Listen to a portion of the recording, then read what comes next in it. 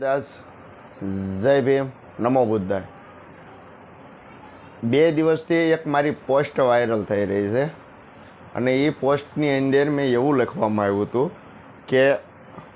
87 વિધાનસભાની પેટા ચૂંટણીમાં કિરીટભાઈ પટેલના સમર્થનમાં 17/6/2025ના રોજ સરસઈ ગામમાં રોહિદાસ આશ્રમની અંદર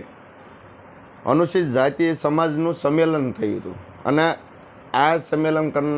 કરવાવાળા વ્યક્તિઓ ભાજપના અનુસૂચિત જાતિના મોરચાવાળા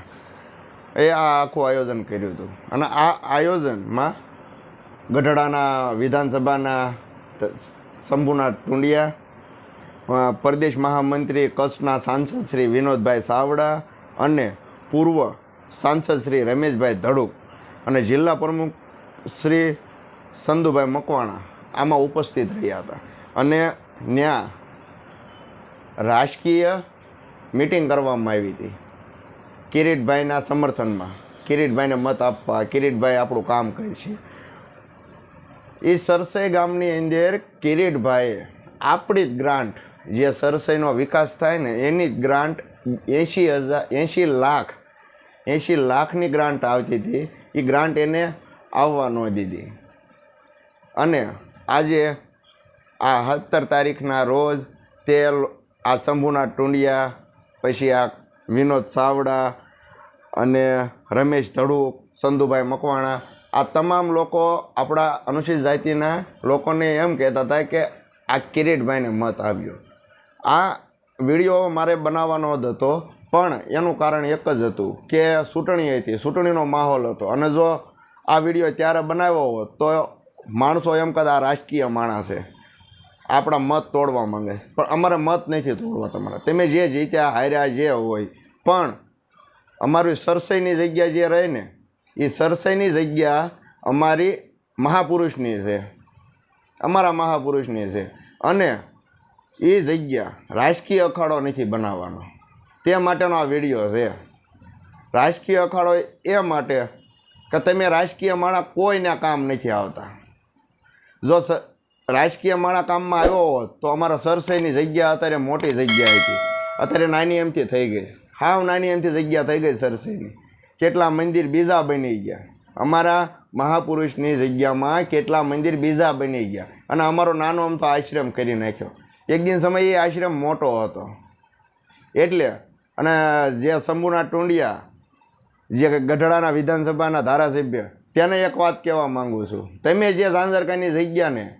એક દિનની સમયે તે ઝાંઝરકાની જગ્યા મેઘવાળની જગ્યા કહેવામાં આવી હતી, અત્યારે આ ભાજપની જગ્યા હોય ને એવું મને લાગે। કેમ કે તમે દર દિવાળીએ ત્યાં બેસતા વર્ષના દિવસે પ્રોગ્રામ થાય છે, પહેલાં મેઘવાળો ભેગા થતા, હવે ભાજપના નેતાઓ ભેગા થાય, એટલે જેવી રીતે તમે ઝાંઝરકાની જગ્યા મેઘવાળોની હતી અને જે અત્યારે ભાજપની કરી નાખી છે એવી જ જગ્યા અમારી સરસઈની નથી કરવાની। એટલે સરસઈના જે સંત છે તેને પણ કહેવા માગું છું કે આજ પછી કોઈ પણ રાજકીય મિટિંગ ત્યાં ન થવી જોઈએ, ત્યાંના ટ્રસ્ટી હોય તો ટ્રસ્ટીને જાણ કરવા માગું છું, ત્યાંની કોઈ રાજકીય મિટિંગ ન થવી જોઈએ અને જે સંત રોહિદાસના નામ પર જેટલા ટ્રસ્ટ હાલે છે, જેટલા સંગઠનો હાલે છે, જેટલી નાયત બનાવીને બેઠા છે, સંત રોહિદાસ વંશીની નાયત, ગુજરાત સમાજ, સોરઠિયા સમાજ, વઢિયારા સમાજ અને 282 રોહિત સમાજ, એવી ઘણી નાયતો છે અને એ નાયતો સંત રોહિદાસના નામ પર હાલે છે। તેના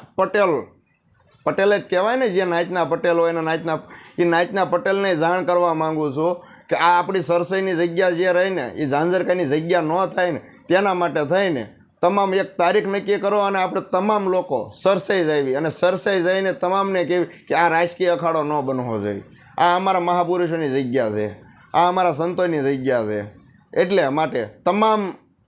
આગેવાનોને અને તમામ, અને હા આજે હું શબ્દ બોલ્યો ગુજરાત, વઢિયારા,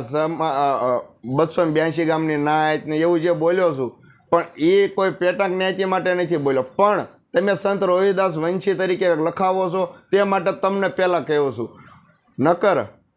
આપણા મહાપુરુષોની લડત માટે તમામ સમાજ એક સાથે જ હોય છે। કેમ કે એ આપણા મહાપુરુષની જગ્યા છે અને મહાપુરુષની જગ્યા અખાડો ન બને તે માટે થઈને આપણે તમામને એક સાથે મળીને એક તારીખ નક્કી કરીને આપણે એક વખત સરસઈ જવાનું છે અને સરસઈના મહંતને પણ કહેવાનું છે અને એના ટ્રસ્ટીને કહેવાનું છે કે આ જગ્યા અમારે રાજકીય અખાડો નથી બનાવવાની, આ અમારી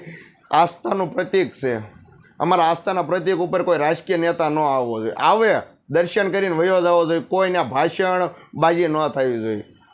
આ નોંધ લેવી સરસઈના ટ્રસ્ટીશ્રીને અને તેના સંતશ્રીને. કેમ કે અમારા મહાપુરુષની જગ્યા છે, અમારા મહાપુરુષની જગ્યાએ જેમ ઝાંઝરકાની જગ્યા જે રાજકીય અખાડો થયો છે એમ અમારી સરસઈની જગ્યા રાજકીય અખાડો ન થાય તેનું તમામને નોંધ લેવી. જય રોહિદાસ, જય મેઘવાળ, જય ભીમ, નમો બુદ્ધાય.